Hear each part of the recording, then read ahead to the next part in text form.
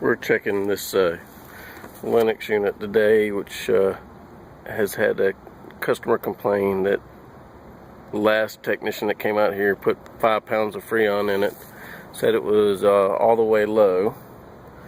So we're looking at about 5 1/4 pounds of Freon total in the system.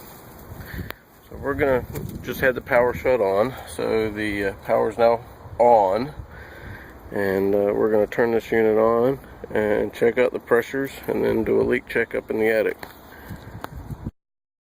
So what we're looking at here is about 71.5 degrees with no pressure, no power to the compressor. We're about 68 degrees for R22 on both meters there, so that's about right. But it's a little cooler down in the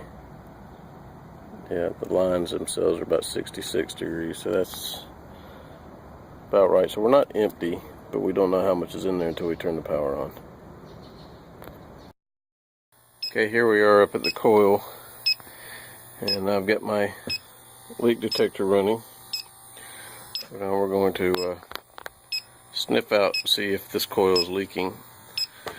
And I've already run it across here once. I know that just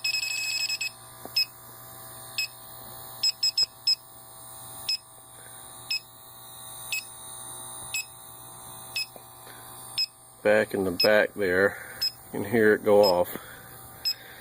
Just inside the coil. It's not on any of the U-tubes here, elbows or whatever you call these. We've already run across that, but there's, as you can hear, it's sniffing.